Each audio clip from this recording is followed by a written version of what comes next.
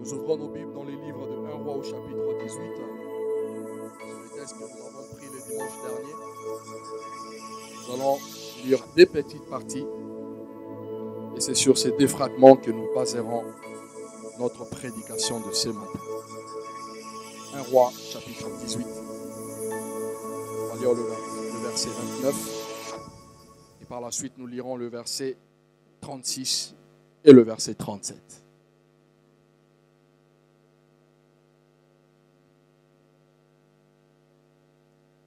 Si vous trouvez, vous me faites signe. 1 Roi chapitre 18, verset 29.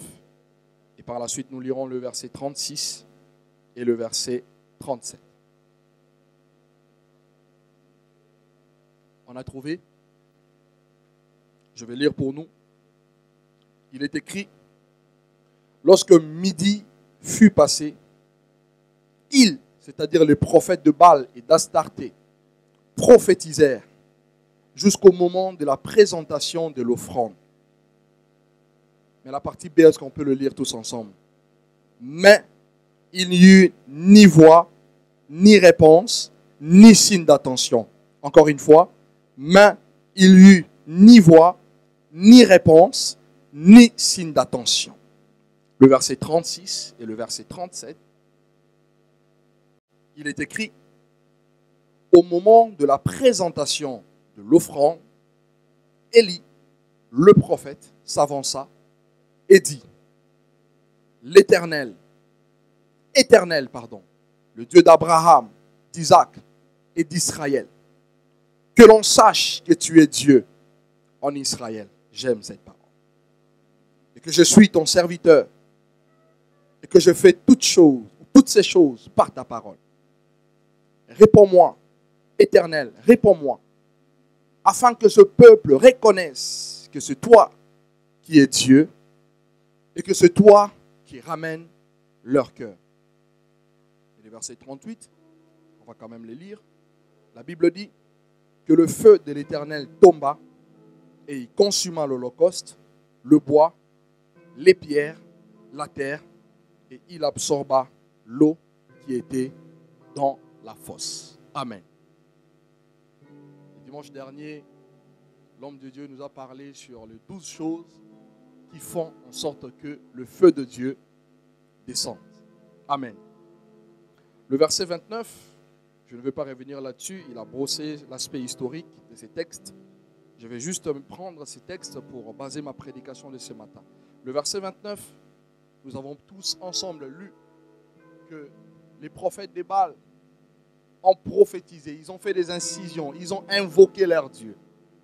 Mais la conclusion, ou encore le résultat, la Bible dit qu'il n'y eut ni voix, ni réponse, ni signe d'attention. Amen. Cela a été une preuve certaine que Baal n'est pas Dieu. Cela est une preuve certaine que Baal est un faux Dieu. Il peut être Dieu, mais c'est un faux Dieu. Cela est une preuve certaine que Baal est une idole. Cela aussi est une preuve certaine, frères et sœurs, que Baal est un Dieu mort. Alléluia. Je ne vous sens pas. Alléluia. C'est une preuve certaine que Baal est un Dieu mort. Parce que quelqu'un qui vit, lorsqu'il y a une vie quelque part, nous avons également les signes de la vie. La Bible dit que c'est de Dieu que vient la respiration, le mouvement et l'être. Quelqu'un qui a la vie, c'est quelqu'un qui sait bouger. Alléluia. Celui qui a la vie, c'est celui qui respire. Celui qui a la vie, c'est celui qui peut agir. C'est celui qui peut concevoir des projets. Et c'est lui aussi qui peut amener ses projets à leur terme, c'est-à-dire à leur réalisation.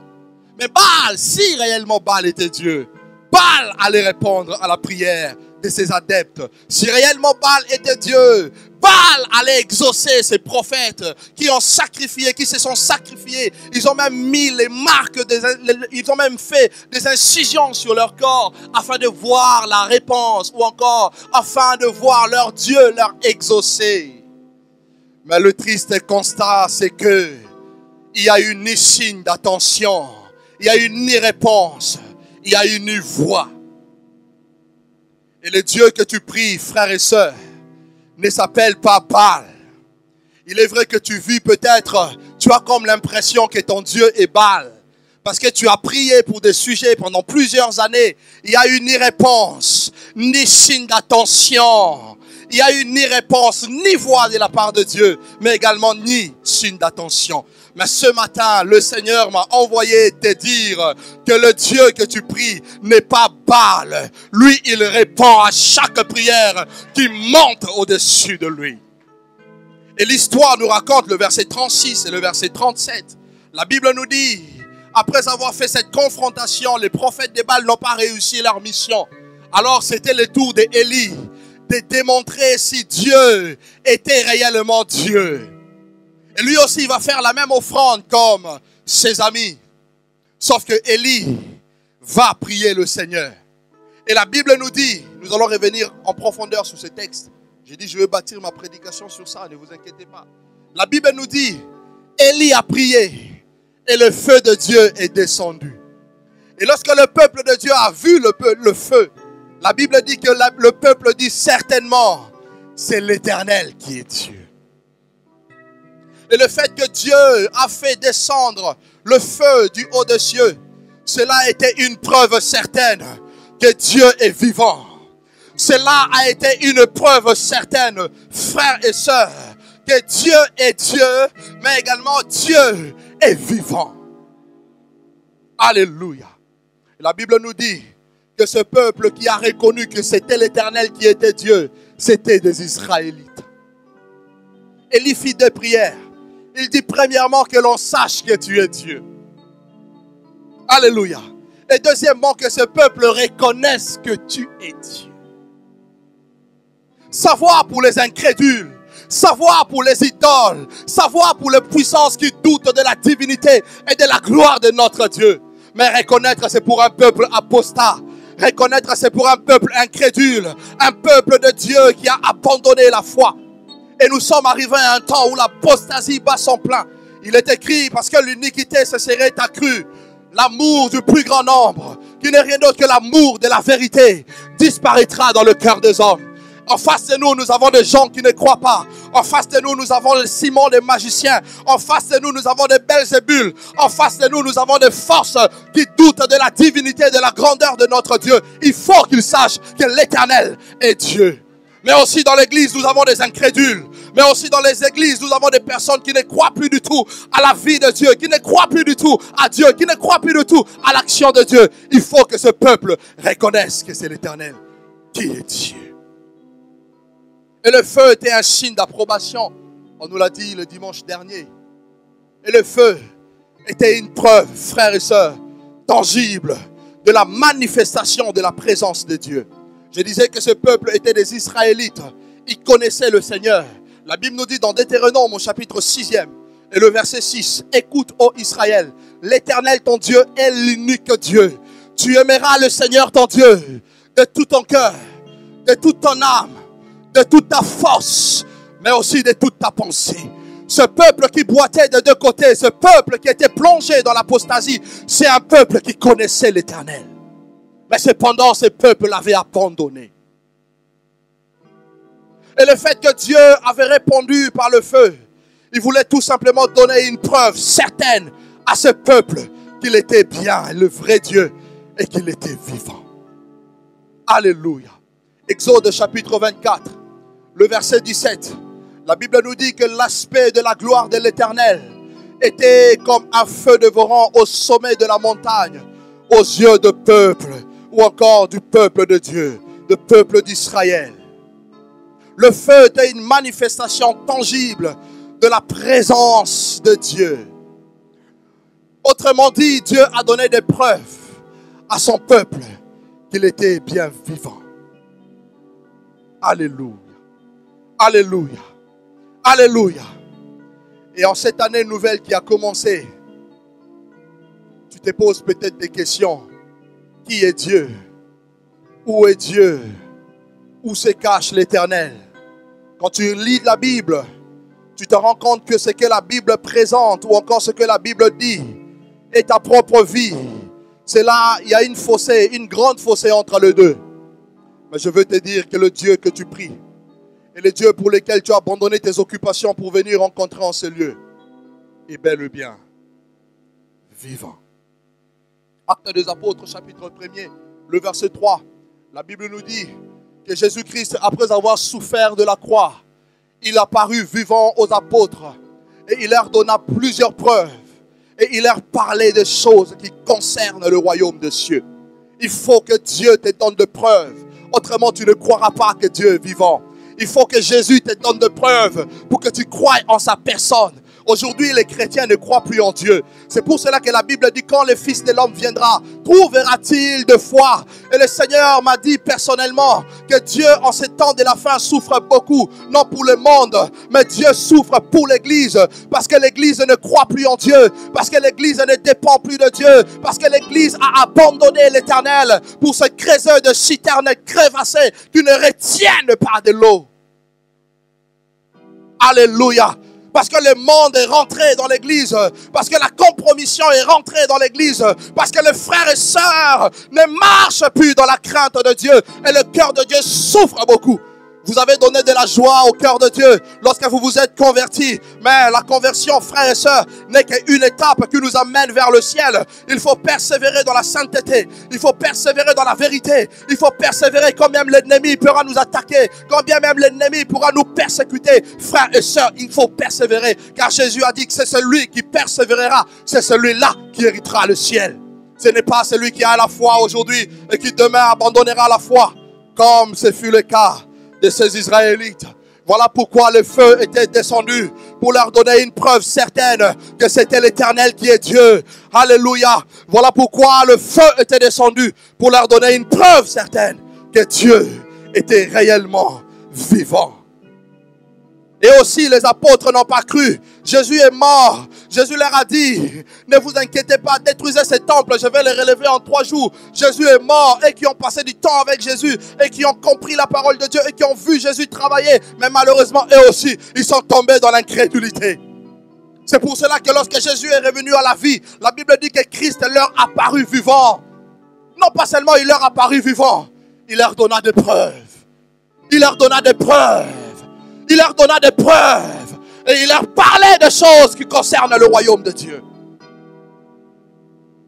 Il faut que Dieu te donne des preuves. Sinon tu ne croiras pas. Il a donné des preuves à Thomas.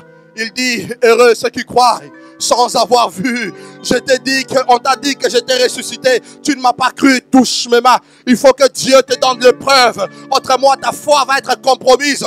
Il faut que Dieu te donne des preuves. Autrement, tu croiras que la Bible est semblable au roman de Baudelaire, au roman de tous ces grands qui ont marqué l'histoire de la littérature française.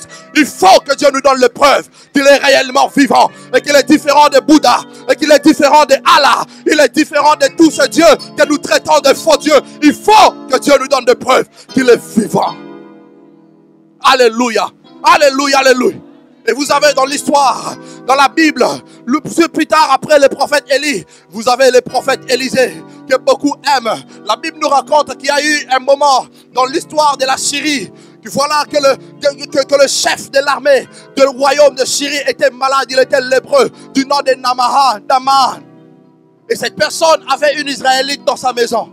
Et cette Israélite lui dit, cette femme qui était esclave, dit à sa maîtresse, oh, si mon maître aurait été en Israël, mon maître serait guéri de sa lèpre. Et voilà que le chef de l'armée qui va voir le roi pour lui dire, apparemment en Israël, il y a un guérisseur. Envoie une lettre au roi afin que je sois guéri de ma lèpre. Et l'histoire nous raconte que le roi va écrire à son ami, le roi d'Israël, s'il te plaît, guéris-moi cet homme. Et le roi d'Israël va être en colère. Il se dit, mais suis-je Dieu? Est-ce que c'est moi qui donne la guérison? Est-ce que c'est moi qui rétablis? Est-ce que c'est moi qui restaure? Et la Bible dit, il déchira ses vêtements parce qu'il s'est rendu compte qu'il était incapable, qu'il ne pouvait rien malgré sa position de Dieu. Il avait l'argent, mais il n'avait pas Dieu. Aïe, aïe, aïe, aïe, aïe. Il avait l'argent, mais il n'avait pas la présence de Dieu. Et aujourd'hui, l'église de ce temps de la fin, nous avons le matériel. Nous avons tout de ce monde, mais nous avons perdu Dieu. Et lorsque le prophète Élisée, à la montagne du Carmel où il était, on lui a appris que le roi avait déchiré le vêtement. Il pose la question, pourquoi le roi a-t-il déchiré ce vêtement? Mais apparemment, il y a eu un lépreux. Et le roi a dit qu'il n'est pas Dieu pour pouvoir les guérir. Et Élisée dit, allez dire au roi, laissez-les venir. Et il saura qu'il y a un Dieu en Israël. Laissez-les venir. Et il saura, il y a un prophète en Israël. Pourquoi Élisée pourrait-il avoir autant d'assurance, frères et sœurs? J'anticipe déjà ce que je vais dire tout à l'heure. Parce que Élisée avait Dieu. Alléluia. Alléluia. Et la suite nous raconte que cet homme a été guéri de sa lèpre. Que Dieu nous donne des signes. Que Dieu nous donne des preuves qu'il est réellement vivant. Et en cette année 2015, Dieu nous lance les défis. Dieu nous lance les défis. Dieu n'a pas changé. La Bible dit qu'il est le même hier, aujourd'hui et pour toute l'éternité. Si tu veux vivre ce que les anciens ont vécu, paye le prix demandé par Dieu. C'est pour cela que le défi que Dieu nous lance, il faut qu'on réponde à ces défis. Alléluia.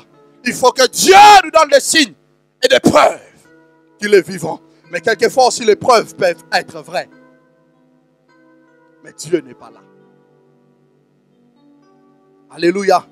Les preuves peuvent aussi être vraies, authentiques. Mais Dieu n'est pas là.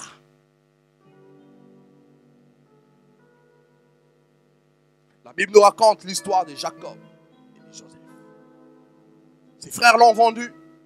Comme il était le fils aimé de son père, il ne savait pas quel argument donner à son père. Ils vont tuer un animal. Ils vont prendre la tunique à multiples couleurs qui a été conçue par son père. Et ils vont tremper la tunique dans le sang. Et ils vont envoyer la tunique à Jacob. Reconnais si c'est la tunique de ton fils. Reconnais si c'est le vêtement de ton fils. Reconnais si c'est bel et bien lui. Et Jacob a reconnu que c'était la tunique de son fils. Et qu'il a été déchiré par un animal. Et pour Jacob, l'espérance était finie. Lui qui était un patriarche, au lieu de chercher Dieu, au lieu d'écouter Dieu, au lieu de savoir, d'entrer dans la présence de Dieu pour savoir si les signes ou encore les preuves qui nous a été données étaient certaines ou encore vraies. Jacob va croire. Il a cru que son fils était mort. Ce que j'aime avec cette histoire, c'est que Jacob avait des preuves que Joseph était mort. Mais Joseph aussi, là où il était, il avait plus que de preuves qu'il était vivant. Alléluia. Même si personne ne croit en toi, même si personne ne croit à ce que tu as reçu de Dieu, même si personne ne croit à ton ministère, même si personne ne croit à ton rêve, alléluia. Même si nous ne croyons plus, même si pour nous tu es mort, mais toi là où tu es, parce que tu sais que tu es vivant, parce que tu sais que tu es vivant, parce que tu sais que tu es vivant, continue à croire. Alléluia. Nous avons des preuves que tu es mort. Nous avons des preuves que l'onction dans ta vie est finie. Nous avons des preuves que tu ne perceras plus, que tu ne réussiras plus, parce que tu n'as pas fait l'école. Nous avons des preuves que tu n'as pas les diplômes, que tu ne perceras pas. Mais Joseph aussi avait plus que des preuves qu'il était vivant, parce que sa vie ne dépendait plus des diplômes, mais sa vie dépendait de la parole de l'Éternel. Et lorsqu'Abraham est sorti, frères et sœurs de Charan, Abraham n'avait ni animal, Abraham n'avait ni héritage, mais Abraham avait la parole de l'Éternel. C'est cette parole qui l'a enrichi. C'est cette parole qui l'a béni. C'est cette parole qui a fait de lui, alléluia, le père de la foi. C'est cette parole qui a fait de lui un patriarche et une référence pour nous qui sommes arrivés au temps de la fin. Je vais te dire, frères et sœurs, crois en Dieu plus que toute autre chose. Jésus a dit que votre cœur ne se trouble point. Croyez en Dieu, mais croyez aussi en moi. Les preuves peuvent être vraies, mais l'histoire en soi est fausse. Voilà que Dieu dit à Élie, va à la montagne de Horeb je te rencontrerai.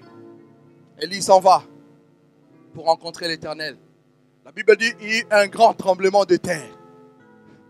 Mais Dieu n'était pas dans le tremblement de terre. Alléluia. Il s'est levé un grand tourbillon. Frères et sœurs, mais Dieu n'était pas dans le tourbillon. Alléluia. Voilà qu'il va y avoir des vents impétueux qui vont souffler. Mais la Bible dit, Dieu n'était pas dans les vents. Donne-nous des preuves. Donne-nous des preuves, Seigneur, que tu es vivant. En cette année nouvelle, donne-nous des preuves. Alléluia. Le verset 36, au moment de la présentation de l'offrande, Élie le prophète s'avança et dit, Éternel, Dieu d'Abraham, d'Isaac et d'Israël, que l'on sache aujourd'hui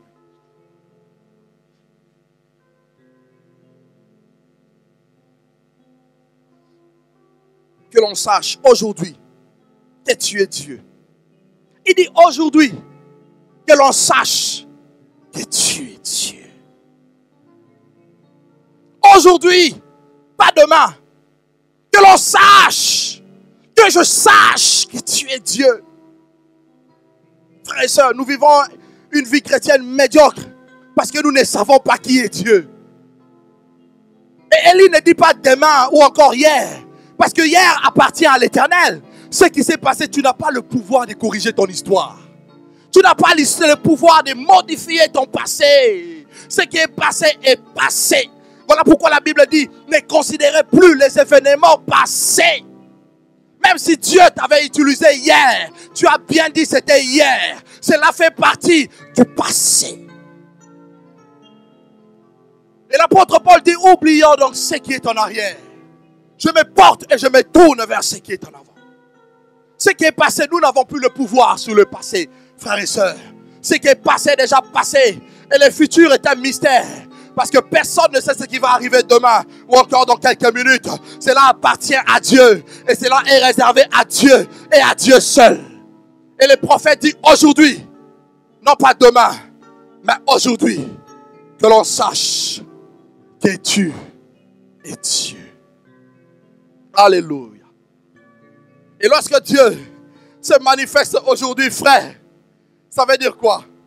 Ça veut dire tout simplement que ce que Dieu va accomplir aujourd'hui, cela devient ta propriété.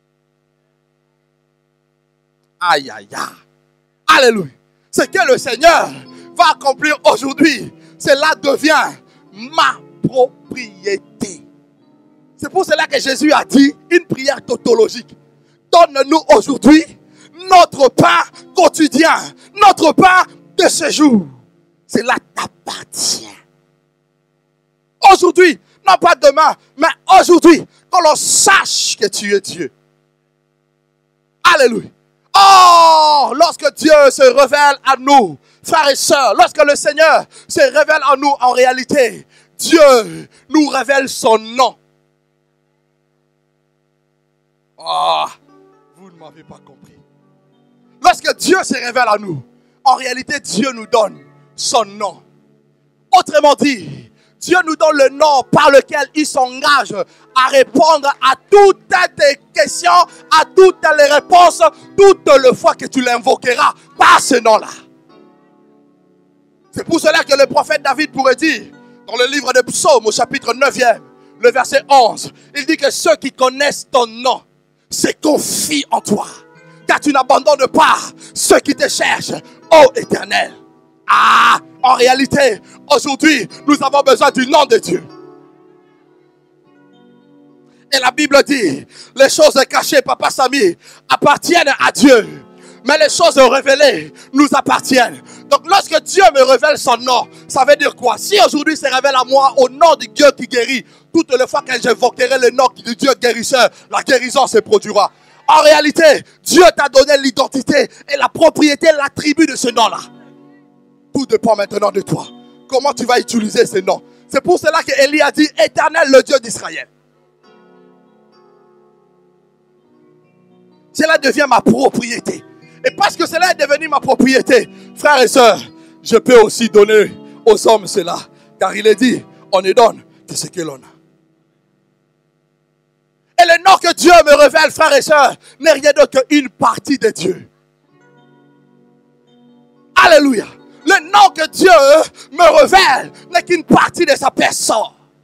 Ça veut dire que je peux donner à Dieu la partie que j'ai reçue. C'est pour cela que Paul pourrait dire, nous connaissons en partie. Nous avons la révélation de la partie de Dieu. Par conséquent, nous pourrons également la donner en partie.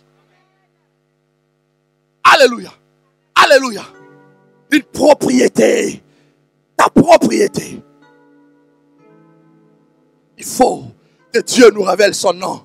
Quel est le nom de l'Éternel? Quel est le nom de mon Dieu? Donne-nous des preuves, Seigneur.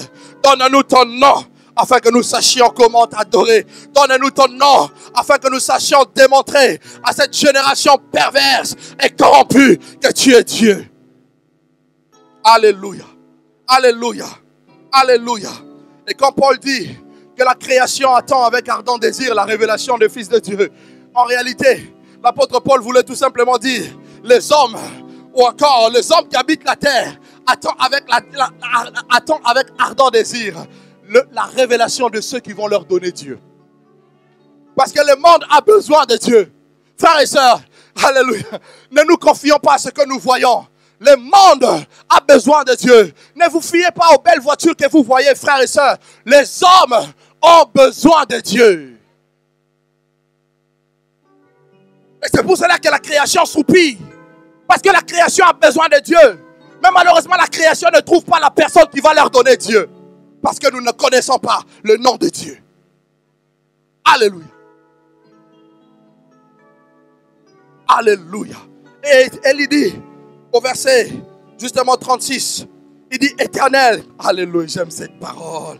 Éternel, le Dieu d'Abraham, d'Isaac et d'Israël.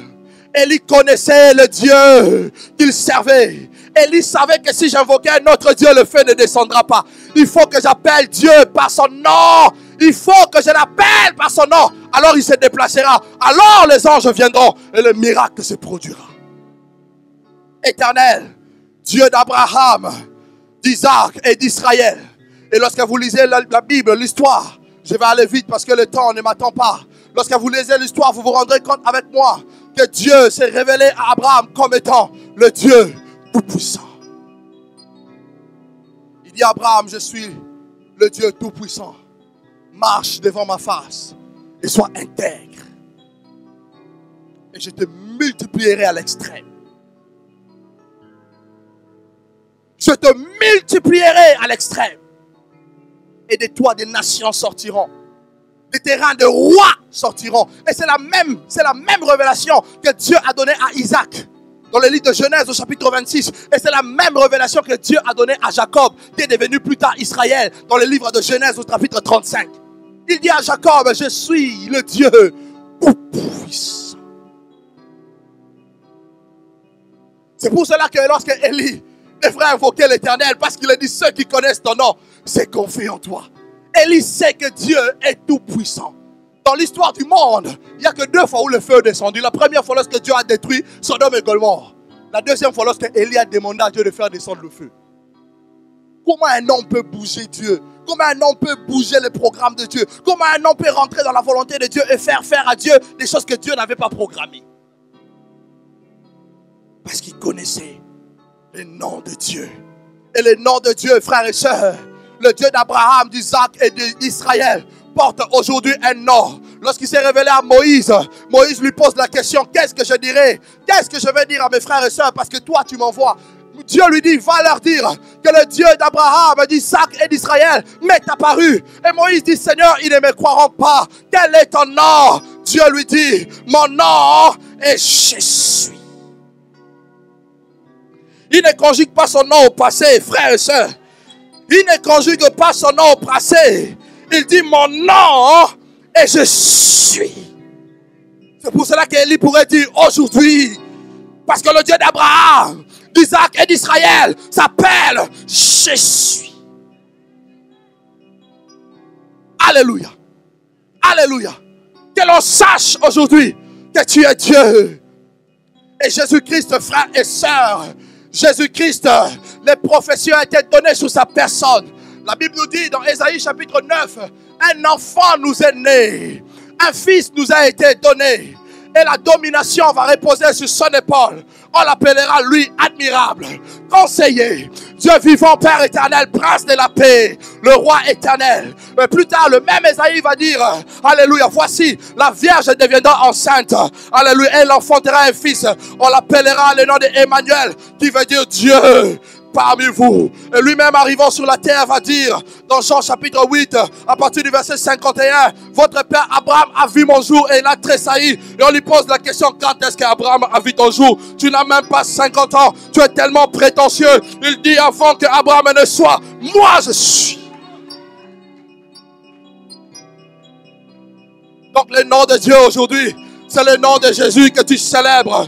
C'est le nom de Jésus qui n'est rien d'autre que le nom de Dieu. Et dans Jean chapitre 14, le verset 14, il est dit, tout ce que vous demanderez en mon nom, moi Jésus, je le ferai. Au nom de Jésus, Dieu te donnera les preuves qu'il est vivant. Au nom de Jésus, Dieu te donnera les signes qu'il est vivant. Au nom de Jésus, Dieu donnera les signes à cette génération perverse et corrompue qu'il est vivant. Au nom de Jésus, Dieu te donnera les preuves que la parole de Dieu est vivante. Frères et sœurs, frères et sœurs, frères et sœurs, nous avons une bombe, plus qu'une bombe, le nom de Jésus qui peut faire de nous des grands hommes, des baobabs, frères et sœurs, dans cette génération, frères, nous avons le nom de Jésus. Pourquoi te limites-tu à demander à Dieu les postes que tu cherches? Tu peux devenir directeur, tu peux devenir PDG, frère. Le nom de Jésus est puissant, frères et sœurs. Donne-nous des signes que tu es réellement Dieu. Si Joseph pourrait être premier ministre dans un empire païen, si Daniel pourrait régner dans un empire païen, si Esther pourrait être une reine dans un empire païen, c'est à cause du nom de Dieu.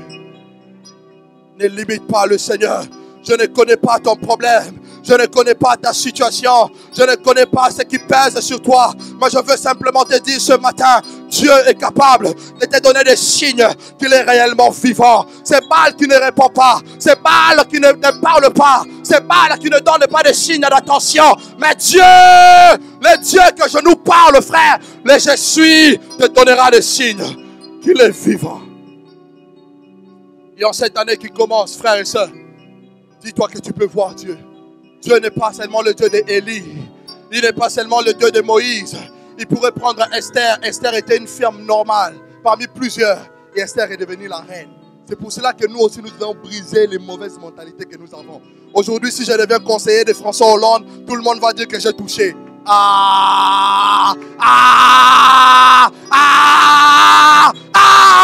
Alléluia. Oh oui, frère. Brisons et changeons notre mentalité. Et vous remarquerez que ce qui limite Dieu, je parlerai à la fin d'agir, c'est aussi notre mentalité. Tu te vois seulement avec une petite entreprise de 10 personnes. Ah non, tu peux être un businessman qui gère une entreprise comme Total, implantée dans le monde entier. Tu ne crois pas que Dieu peut faire de toi un directeur? Dieu n'a pas besoin de tes diplômes. Il a besoin que tu croies à la parole de l'Éternel. Je crois, frère, à ce que je dis. Et je dis à Dieu, tu nous as lancé le défi et nous voulons te voir. Tu vois que cette résurrection, une église de 100 personnes, continue à le voir, une église de 100 personnes. Moi, je vois des programmes au Stade de France. Je vois des programmes au Stade de France où la main de Dieu se pose sur les malades, où Dieu démontre qu'il est Dieu. Je vois Dieu autrement. Un Dieu qui peut établir et destituer le président. Tu as voté la loi homosexualité, la loi d'homosexualité. Au nom de Jésus, au nom de Jésus, je te destitue. L'autorité. L'autorité. Vous ne vous êtes jamais posé la question pourquoi Élie agit avec autant d'audace. Le nom de Dieu, ça peut t'amener très loin. Ça peut t'amener très loin. Plus loin que tu l'imagines. Alléluia. Et Jésus dit, je nous ai dit, pas demain. 2014 est fini, on ne peut rien faire. C'est passé 2014. 2013, enterrés. Plus jamais on les reverra. Mais aujourd'hui, on peut changer des choses. Aujourd'hui, Dieu peut s'inscrire et rentrer dans ton histoire et changer des choses. Le Dieu que tu pries s'appelle Je suis. La guérison, le miracle, la grâce, l'élévation, la prospérité, l'onction, les richesses. Parce que je crois à un Dieu qui peut te rendre prospère. Même si je ne crois pas à l'évangile de la prospérité. Parce que c'est un évangile inspiré de démons. Mais je crois au Dieu riche et qui peut te rendre prospère. Il a enrichi Abraham. Abraham n'avait rien. Mais la parole de l'Éternel a l'a rendu riche. Alléluia. Alléluia. Alléluia. Sortons du système du monde et entrons dans le système de Dieu. Oh, le système de Dieu s'appelle la foi. Alléluia. Et Jésus dit, voici, dans Apocalypse chapitre 1, verset 18, il dit à son serviteur Jean, je suis le commencement et la fin, les vivants. J'étais mort. Aïe, aïe, aïe. Hier, j'étais mort. Hier, j'étais mort. Mais maintenant, je suis vivant. Et c'est là au siècle de siècles. Je tiens l'autorité, la clé sur la mort et sur les séjours des morts. Que l'on sache que tu es Dieu. Deuxièmement, que l'on sache que je suis ton serviteur. Aujourd'hui, il n'y a plus de différence entre ceux qui servent Dieu et ceux qui ne le servent pas. C'est pour ça que moi j'ai dit à Dieu, Seigneur, je veux que tu me donnes l'argent, mais tu veux me donner aussi l'onction.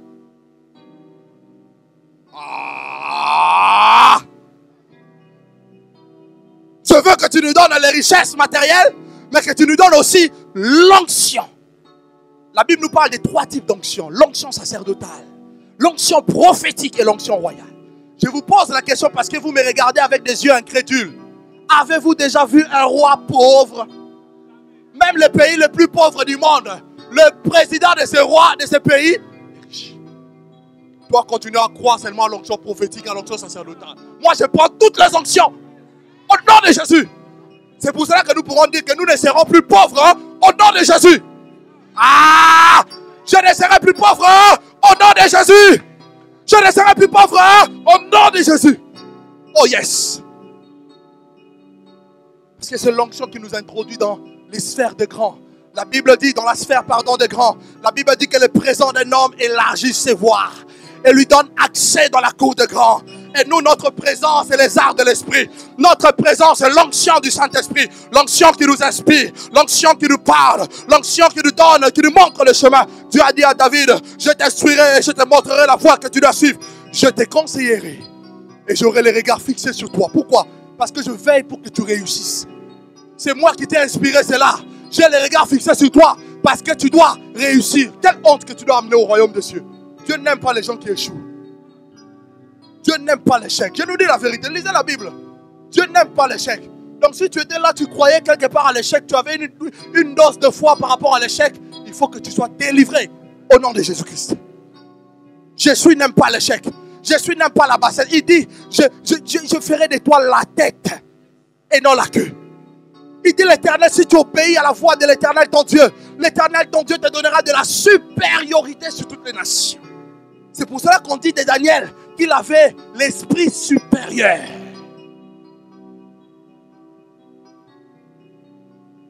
Alléluia. Le Dieu que nous prions s'appelle Je suis.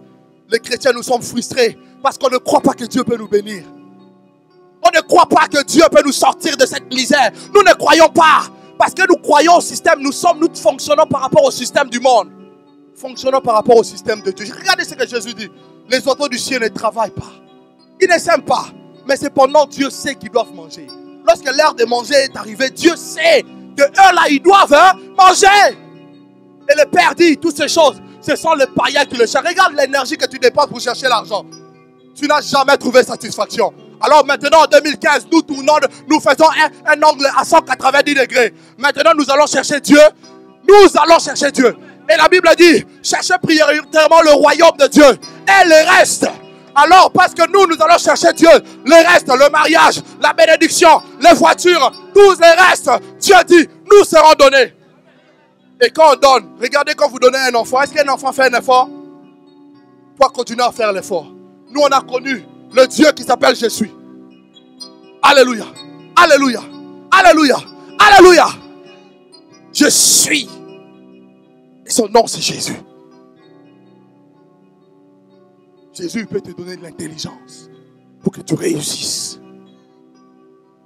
Jésus peut t'inspirer pour que tu réussisses. Tu as appelé au ministère. Jésus va te donner l'onction pour que tu réussisses. Tu as appelé à prêcher l'évangile. Jésus va te donner l'inspiration pour que tu réussisses. Et moi, j'ai toujours dit, je ne manquerai jamais de messages. Jamais de messages. Jamais. Tant que je serai connecté à la source de mon inspiration. Jamais. Je vais ouvrir une parenthèse que je vais fermer dans 30 secondes. La difficulté d'un homme de Dieu. Lorsque je dis qu'on va me demander, lorsque Dieu peut me demander de parler, ce qui sera difficile pour moi, ce n'est pas la connaissance, la Torah, la parole de Dieu, la parole écrite. Je la connais. Je peux commencer à parler. Mais le plus important, c'est que Dieu n'agit pas par rapport à la parole écrite, mais Dieu agit par rapport à la parole révélée. C'est ma difficulté, c'est de rentrer dans le conseil de Dieu pour entendre la voix de Dieu afin d'opérer par rapport à cette parole. C'est pour cela qu'Élie pourrait dire en cette année ici, il n'y aura pas de pluie, sinon à ma parole. En réalité, sinon à la parole prophétique qui lui a été révélée ou encore communiquée.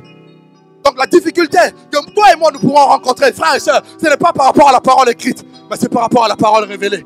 Et Dieu dit à Habakkuk, je veille, écris-la, parce qu'elle va s'accomplir, quels que soient les temps, quels que soient les obstacles, elle va s'accomplir. Que les hommes le veillent ou pas, que le diable le veille ou pas, frères et sœurs, que mes paroles les désirent ou pas, cette parole prophétique, elle s'accomplira, et avec une grande certitude. Je suis la parole révélée.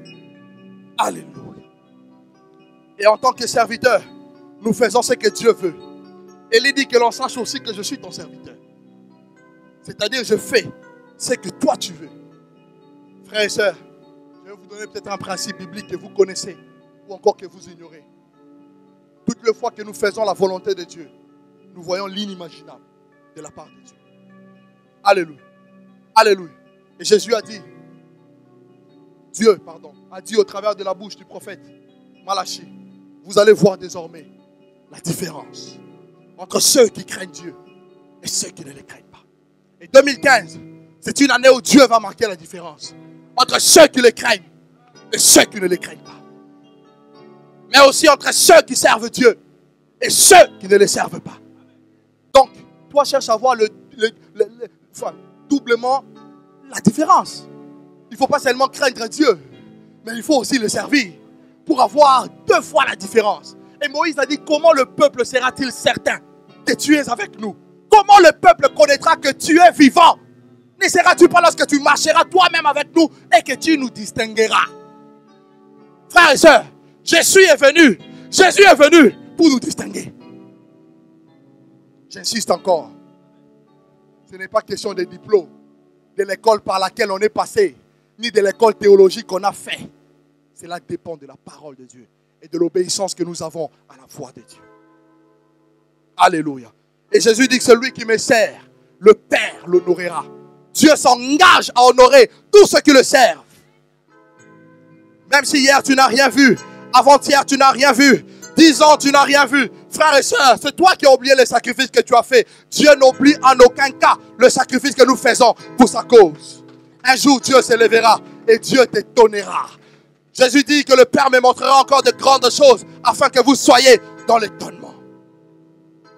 Et les jours qui arrivent, ce sont des jours glorieux pour tous ceux et celles qui ont marché dans la fidélité et dans la crainte de Dieu.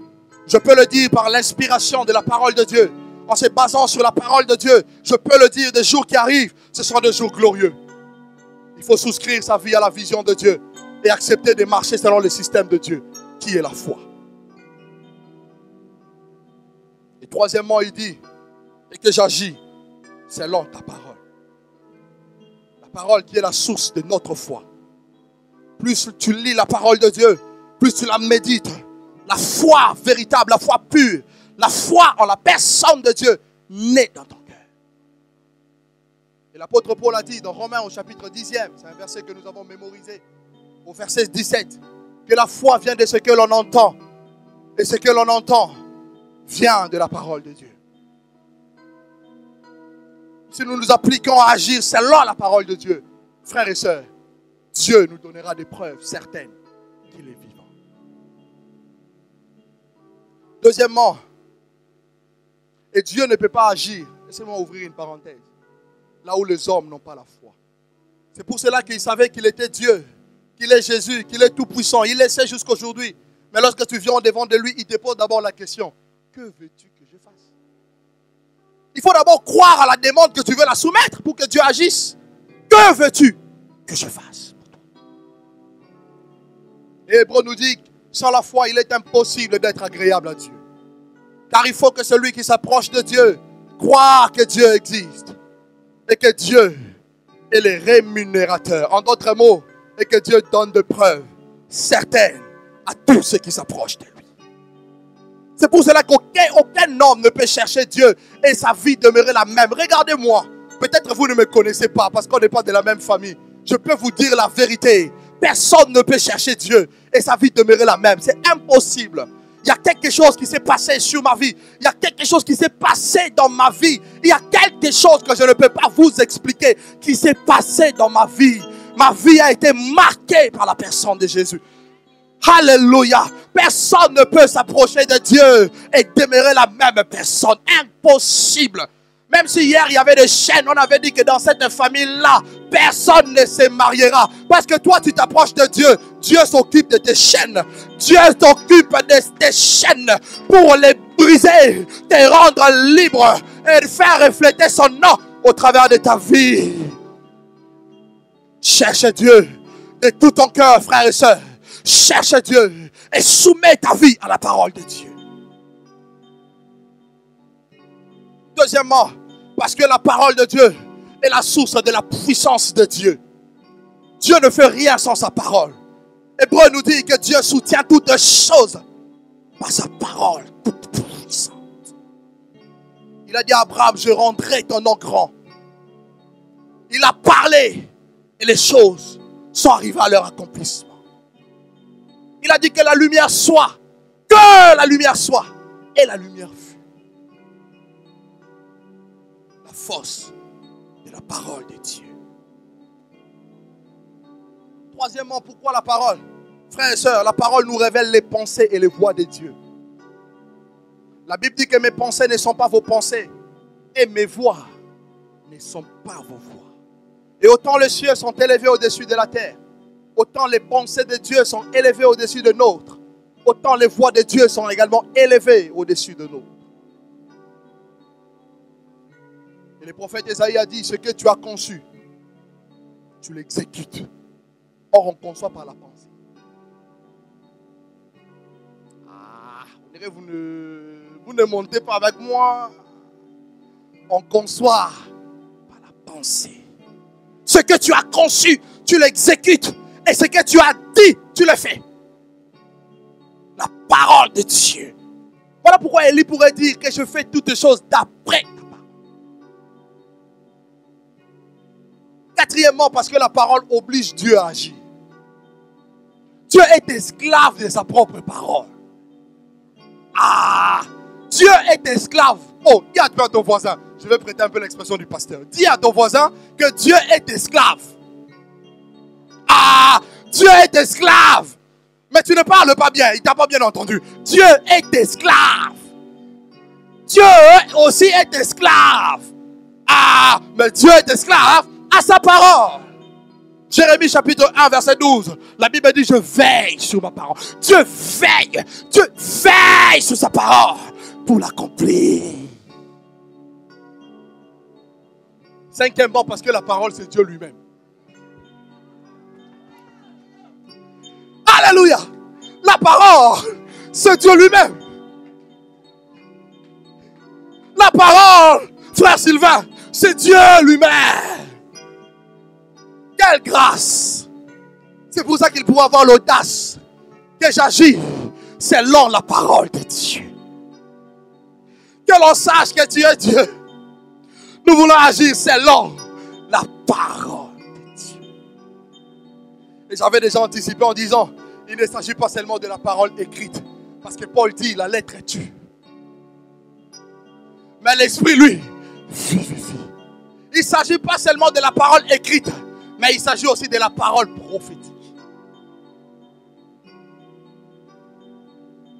Qui a assisté au conseil de l'Éternel? Qui a vu sa parole? Jérémie nous dit, qui a vu sa parole? Qui a assisté au conseil de l'Éternel? Qui a entendu sa parole? Qui l'a vu? Et Jésus dit que l'homme ne vivra pas seulement de pain, mais de toutes paroles qui sortent de la bouche de Dieu. C'est pour cela qu'en quittant ces lieux, frères et sœurs, à partir d'aujourd'hui, commence à demander à Dieu quelle est la parole de Dieu sur ma vie. Parce que c'est par rapport à cette parole que Dieu produira le miracle. Alléluia. Alléluia. Alléluia. Jean 1 nous dit au commencement était la parole. Cette parole était avec Dieu. Mais cette parole était Dieu lui-même. Et au temps accompli, la parole s'est faite chair. Et elle a habité parmi les hommes. Et c'est cette parole qui a tout créé. C'est pour cela que nous avons besoin de la parole de Dieu. Si tu as cette parole va créer le mariage. Cette parole va créer l'emploi.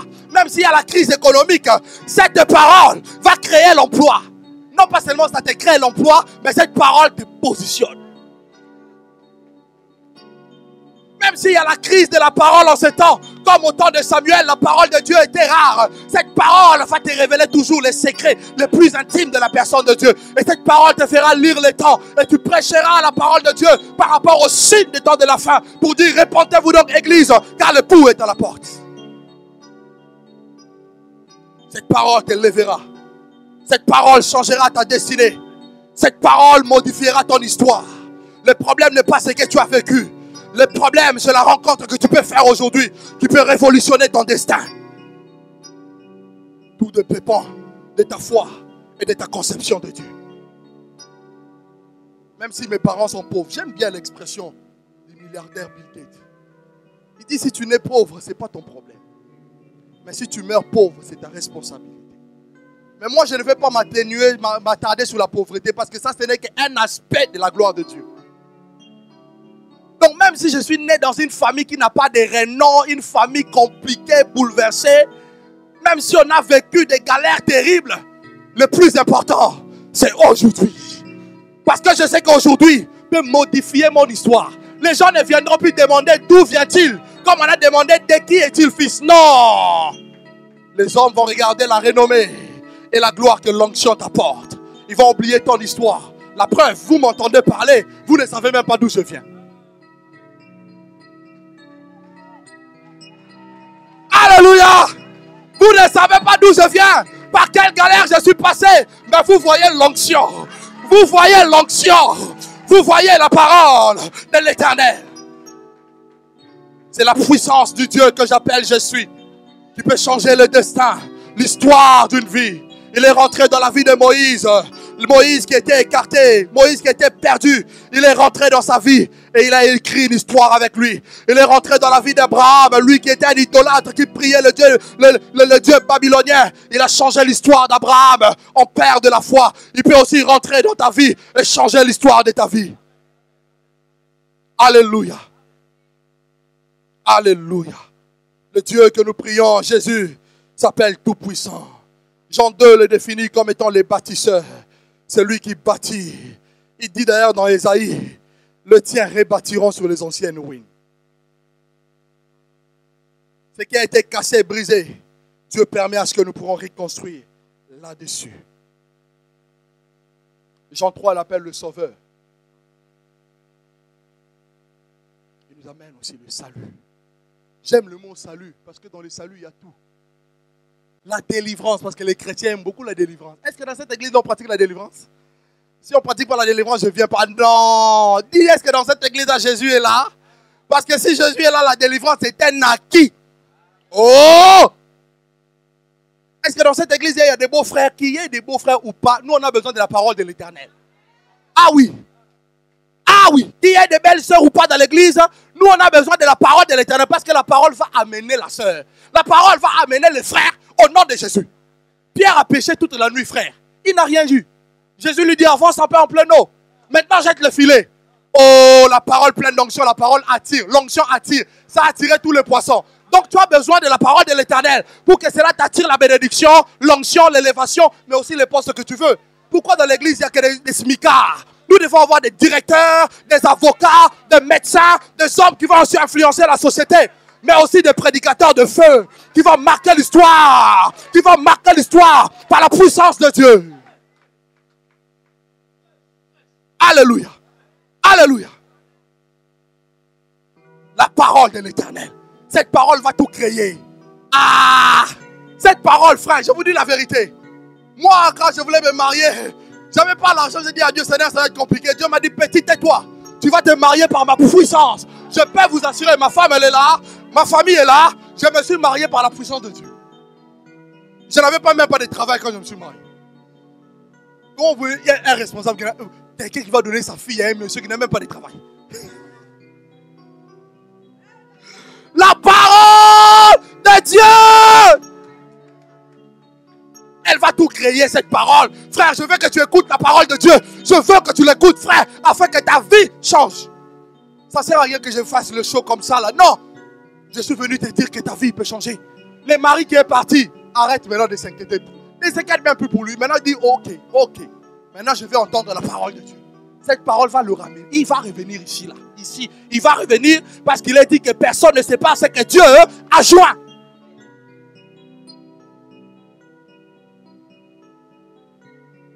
Alléluia. Jean 4, il est l'adorable. Le Dieu que tous les saints adorent. La Bible dit que quand les 4 êtres vivants se prosternent devant lui, voilà que les 24 vieillards aussi jettent leur couronne à ses pieds. Ils se prosternent pour l'adorer, pour lui dire que tu es le grand Dieu. Tu es digne de recevoir la louange, la gloire, la majesté, la puissance à jamais. Car tu as créé toutes choses et c'est par ta volonté suprême qu'elles existent. Apocalypse chapitre 4, verset 9 au verset 11. Et Jésus dit, vous adorez ce que vous ne connaissez pas, car le salut vient des Juifs. Nous adorons ce que nous connaissons. Alléluia, la parole va nous amener dans la dimension de l'adoration prophétique, où je n'ai pas besoin de demander à Dieu, d'exposer à Dieu mes problèmes. J'ai que besoin d'adorer Dieu. Et Dieu descend maintenant dans ma dimension pour regarder quel est mon problème, afin d'apporter la solution. Ayons la parole de Dieu, frère. Marchons par rapport à la parole de Dieu et ayons la foi en la parole de Dieu. Jean 5 le définit comme étant le juste juge. Nous aimons la gloire. Nous aimons l'onction. Nous aimons le matériel. Nous aimons l'approbation des hommes. Dieu est aussi le juste juge. Ce qu'un homme aura semé, la Bible dit, il les moissonnera. Quand tu critiques, quand tu murmures, quand tu fais du mal aux frères et sœurs, frère, tu vas le moissonner. Parce que Dieu est juste. Et quand tu souffres aussi pour l'œuvre de Dieu, même si on te traite des sorciers, ce n'est pas grave. Dieu s'occupera de ces personnes-là. Parce que Dieu est juste. Et je disais à une personne, je dis en tant qu'enfant de Dieu, notre préoccupation ne doit pas être notre réputation. L'apôtre Paul dit, nous travaillons au milieu de la bonne et de la mauvaise réputation. Et pourtant, c'était un grand apôtre. Notre priorité, frères et sœurs, c'est de chercher à plaire à Dieu. Quand on nous traite de mauvais, quand on nous traite de méchants, quand on nous traite d'imposteurs, mais le plus important, c'est notre position devant Dieu. Car le témoignage de Dieu est plus grand que le témoignage des hommes. Quand on me traite d'imposteurs, c'est pas grave. De voleurs, c'est pas grave. Même Paul, le plus grand apôtre, a travaillé au milieu de la bonne et de la mauvaise réputation. Mais qu'on ne te trouve pas dans le mal. Tu dois te battre pour que le mal qu'on te traite, qu'on ne te trouve pas dans ça. Il est le pain de vie. Il est celui qui étanche notre soif par les eaux de l'esprit. Il dit quiconque a soif qu'il vienne et qu'il boive. Je lui donnerai gratuitement de l'eau de vie. Il est la lumière du monde. Il dit celui qui me suit ne marchera pas dans les ténèbres. Plus jamais dans les ténèbres. Mais il aura la lumière de la vie. Donc la confusion n'est pas de Dieu. La confusion, frère, n'est pas de Dieu. Le Dieu que je te prêche t'appelle je suis. Et il dit je suis la lumière du monde. Il est le guérisseur. Il est le Messie. Alléluia. Il est la porte des brebis. Lorsqu'il t'ouvre une porte, personne ne peut la faire. Donc tu vois que quand tu comprends et tu connais je suis, mais tu es un homme béni. Et le combat que le diable mène tout le jour avec ses acolytes, c'est de t'empêcher de connaître Jésus. Il te dit, il faut que tu cherches le reste. Mais la Bible même dit que c'est les restes. Donc ça va rester. Les jours de l'enlèvement, ça va rester. Donc toi, cherche d'abord le royaume. Alléluia. Alléluia. Je ne sais pas pourquoi j'insiste dessus. Nous sommes arrivés à l'autre église, l'église de temps de la fin, c'est l'église de Laodicée. On est riche, mais on n'a pas Dieu. Or, Dieu se cherche. On a le temps pour chercher l'argent. On n'a pas le temps pour chercher Dieu. Combien de temps tu pries par jour, toi? Pose-toi toi-même la question. Toi là, mets ton nom. Toi là, combien de temps tu pries par jour? Mais combien de temps tu passes au travail? Ah là là, tu aimes tellement l'argent, tu aimes tellement les restes. Continue à aimer les restes. Continue à aimer les restes. Et tu n'auras pas Dieu. Par conséquent, tu ne sauras pas donner Dieu aux autres. Il est le bon berger. La Bible dit que l'Éternel est mon berger. Je ne manquerai de rien. Il est la résurrection et la vie. J'aime cette parole. Parce que c'est le fondement même du ministère dans lequel tu es. La Bible dit qu'il est la résurrection et la vie. Ça veut dire quoi? Ça veut dire que ce que Jésus ressuscite, rien et personne ne peut le tuer. S'il a ressuscité ton foyer, personne d'autre ne peut le détruire. S'il a ressuscité ton ministère, les hommes t'avaient catalogué. Jésus l'a ressuscité, personne ne peut le tuer. La résurrection et la vie. Et c'est lui qui te menace sur ton poste. Tu aimes tellement ton travail et on te menace, on te crée des problèmes. Toi, opère dans l'onction royale. Déclare seulement. C'est lui qui va passer, il va te laisser la place. Oh, c'est quoi cette affaire-là? Nous sommes des enfants de Dieu. Alléluia. Il est la sémence de Dieu. Il est l'amour parfait de Dieu pour les hommes. Il est le chemin, la vérité et la vie. Il est le vrai cep. Alléluia. Il est l'intercesseur. Il est celui qui se révèle à toutes les personnes qui ont soif de lui. Il est le messager fidèle, car à la croix, il a crié que tout était accompli. Mais il est aussi Yahvé Jireh. Mais aussi le Dieu Tout-Puissant. La parole de Dieu. Frères et sœurs, par-dessus de tout ce que j'ai raconté tout à l'heure, tout ce que j'ai pu nous dire, si tu peux retenir une chose, aie soif de Dieu. Dieu va changer ton histoire, crois-moi. Dieu va changer ton histoire.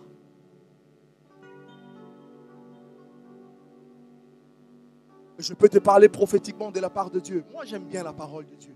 Et je demandais à Dieu une grâce. Je dis, je ne veux pas être là en train de prophétiser. Il faut que les gens apprennent à aimer Dieu. Même si ça peut être une prophétie, mais que cette prophétie soit basée sur les Écritures. Je peux te dire prophétiquement de la part de Dieu, ta vie ne sera plus jamais la même. Aime la parole de Dieu. On prend un dernier texte et puis nous allons prier. Éphésiens chapitre 3.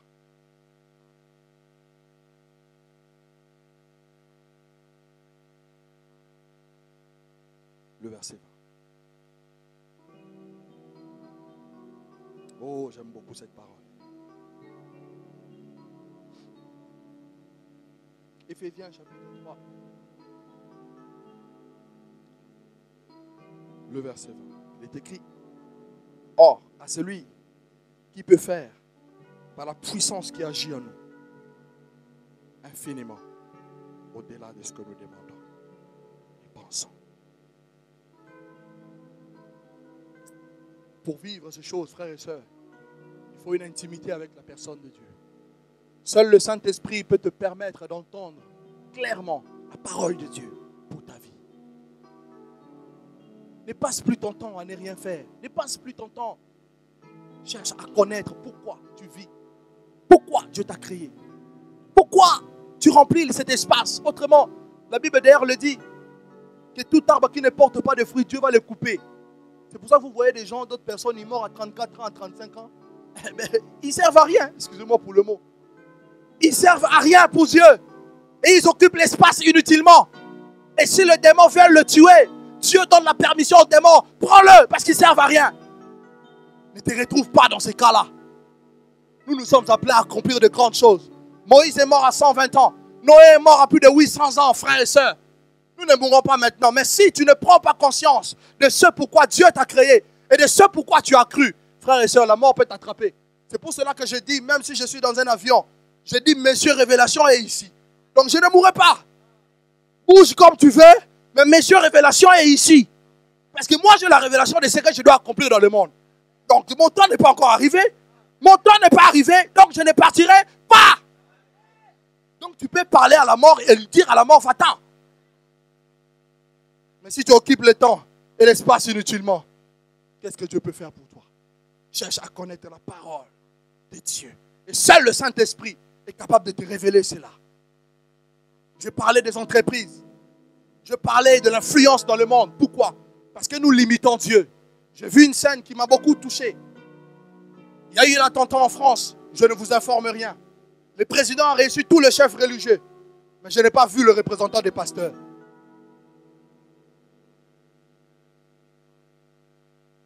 Et pourtant, il y a beaucoup de pasteurs en France. Ça nous pousse à se poser des questions. Ça veut dire en gros que nous ne sommes pas influents. Or, l'évangile, c'est l'influence de Dieu. Jésus a dit, vous êtes la lumière du monde. Où sommes-nous? Où sommes-nous positionnés par rapport à la parole de Dieu? Par rapport au plan de Dieu? Ces choses doivent nous révolutionner. Élisée a dit, laissez-les venir. Laissez-les. Même le roi savait que quand Élisée parle, c'est comme si c'était Dieu lui-même qui parlait. Le niveau ou la grâce de l'autorité, nous devons la retrouver. Et c'est là par la parole de Dieu. Et le Saint-Esprit nous révélera la parole prophétique. Paul dit, ce sont des choses que l'œil n'a point vues, que l'oreille n'a point entendues, qui ne sont pas montées dans le cœur de l'homme. Il dit, Dieu nous les a révélées par le Saint-Esprit. Parce que le Saint-Esprit sonde tout, même les profondeurs de la divinité. Changeons notre mentalité. Dieu peut nous élever, frère. Daniel était élevé à Babylone, un empire païen. Dieu l'a élevé. Cependant, il est resté intègre. Tout le monde n'est pas appelé à être pasteur, prophète. Changeons notre mentalité. Alléluia. Lèvons-nous, nous allons prier. Alléluia.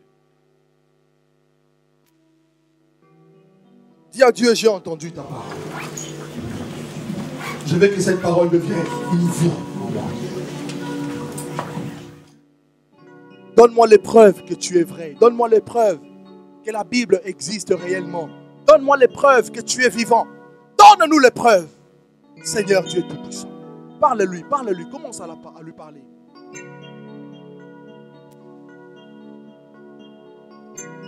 Élève-toi, Éternel. Élève-toi, Éternel. Élève-toi, Éternel. Élève-toi, Éternel. Élève-toi, Éternel. Fais-nous connaître ton nom. Et fais-nous porter. Et enlève notre opprobre. Fais-nous connaître ton nom. Ta puissance, ta toute puissance, oh Dieu. Et enlève notre honte. Change l'histoire de nos vies. Change l'histoire de cette église. Change l'histoire des hommes et des femmes qui font partie de ce ministère. Change l'histoire de ma vie. Change l'histoire de mon ministère. Change l'histoire de ma famille. Change l'histoire, oh Dieu. Fais-toi connaître à moi. Rekatabakariaba Santa. Rekatakabakariaba Santa Baba. Rekatakabakariaba Santa Baba. Alléluia, alléluia. Prie, prie, prie. Honaba Santa Baba. Honaba Santa Baba. Alléluia, alléluia, alléluia. Fais-nous connaître ton nom, Seigneur. La Bible dit que ceux qui connaîtront le nom de Dieu agiront avec fermeté. Fais-moi connaître ton nom éternel. Et donne-moi des preuves que tu es vivant. Par rapport à cette situation par laquelle je passe. Cette situation que je traverse. Mon Dieu, donne-moi des preuves que tu es vivant. Face à la stérilité. Donne-nous des preuves que tu es vivant. Face à la mort, mon Dieu. Donne-nous des preuves que tu es vivant. Face à l'idolâtrie. Donne-nous des preuves que tu es vivant. Face au divorce. Seigneur, donne-nous des preuves que tu es vivant. face au terrorisme ici en France, face aux attentats ici en France. Donne-nous des preuves que tu es vivant. Alléluia, alléluia, prie, prie, prie. Il y a quelque chose qui arrive là. Oh, baba, baba, baba. Re, baba, baba, baba, baba. Alléluia, alléluia, alléluia. Rinda, baba, baba, shende, bébé. Rose, bébé, bébé, bébé. Alléluia, alléluia. Donne-nous des preuves, Seigneur. Donne-nous des preuves. Que la puissance de Dieu, que la puissance de Dieu se déverse maintenant. Que la puissance de Dieu arrive maintenant. Je te prie, tendre Père, au nom de Jésus. Que la puissance de Dieu